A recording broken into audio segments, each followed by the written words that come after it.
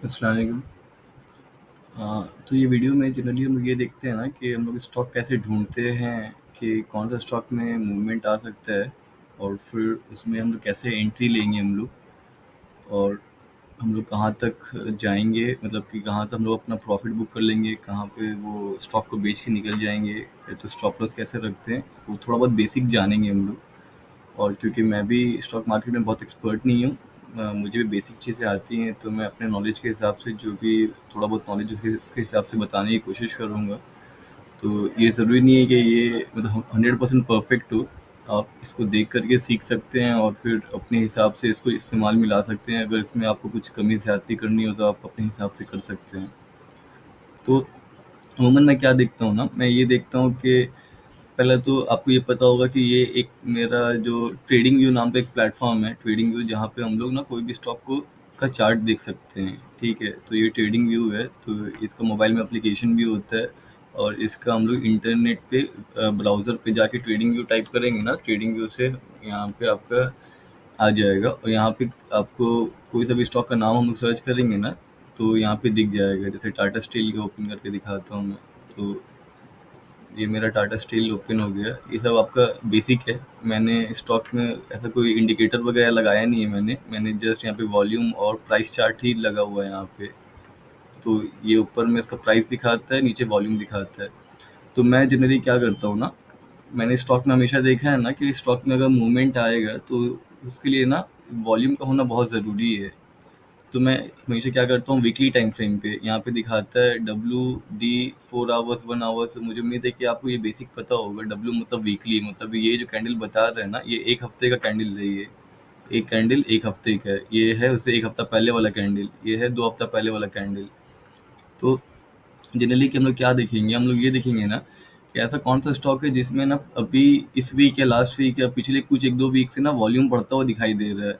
तो अगर अमूमन देखेंगे हम लोग, तो हम लोग को कंपेयर करना पड़ेगा। हम लोग ये देखेंगे कि ऐसा कौन सा था जो मतलब कि कम कम कम वॉल्यूम था, लेकिन अचानक से पिछले 2-3 दिन में ना वॉल्यूम काफ़ी ज़्यादा बढ़ गया है, तो वैसा स्टॉक ढूंढेंगे हम लोग। ठीक है, तो जैसे यहाँ पे दिखा देता हूँ, ये मेरा वीकली चार्ट है। यहाँ पे लक्स इंडिया नाम का एक स्टॉक है, तो इसमें देखिए कि यहाँ पे ना अगर मैं हाईलाइट करके बताऊँ आपको, तो ये देखिए, ये वॉल्यूम बहुत ड्राई था, वॉल्यूम बहुत कम कम था, लेकिन फिर अचानक से वॉल्यूम बढ़ गया और एक बड़ा सा ना यहाँ पे कैंडल बना। ठीक है, एक बड़ा सा ग्रीन कैंडल बना, मतलब प्राइस बहुत ऊपर गया, 1150 से 1430 तक चले गया।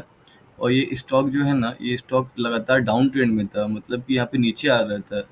ठीक है, ये स्टॉक जो है वो लगातार क्या हो रहा था, ऐसे ऐसे करके नीचे आ रहा था, फिर नीचे आना बंद हो गया।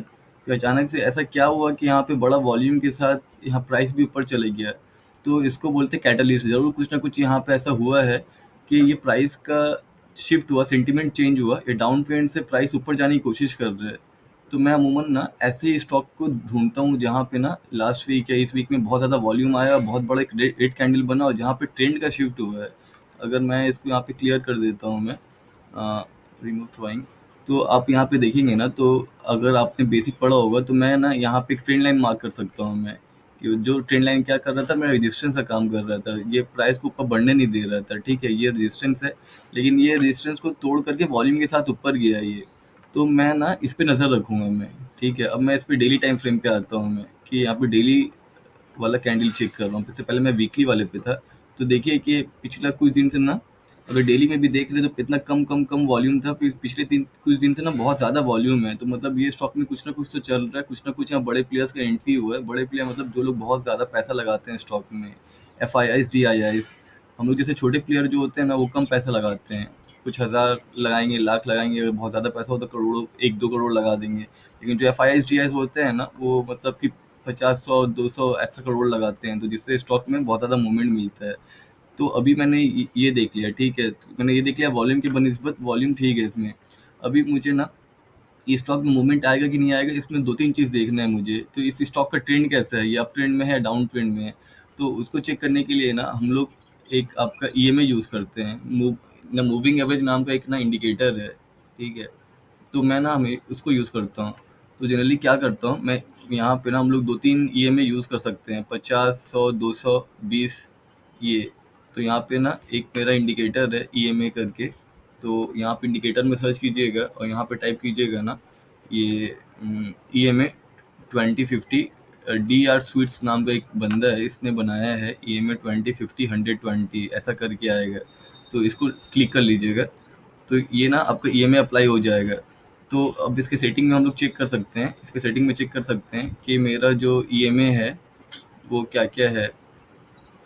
ये जो सबसे छोटा EMA है वो लाल कलर में ये है, फिर आपका ऑरेंज है, फिर आपका ब्लू है, फिर डीप ब्लू है। ठीक है, तो क्या बता रहा है ये बता रहा है कि आपका प्राइस जो है सभी EMA के ऊपर है। मतलब कि EMA का जो लाइन है नीचे है और प्राइस आपका क्या है वो ऊपर है। मतलब ये स्टॉक ऑलरेडी अप ट्रेंड में आ चुका है, ये स्टॉक का डाउन ट्रेंड खत्म हो गया और यहाँ से अप ट्रेंड जाना इसका स्टार्ट हो चुका है। तो ये मेरा एक अच्छा एंट्री पॉइंट है। ठीक है, और अब क्या करना है कि मैं यहाँ पे एक और इंडिकेटर लगा दूंगा RSI के नाम से, RSI रिलेटिव स्ट्रेंथ इंडेक्स। ठीक है, तो शायद ये मुझे एक इंडिकेटर कम करना पड़ेगा, बहुत ज़्यादा हो गया। तो वॉल्यूम तो देख लिया, वॉल्यूम हटा देता हूँ मैं और RSI लगा दिया मैंने। ठीक है, रिलेटिव स्ट्रेंथ इंडेक्स लगा दिया मैंने।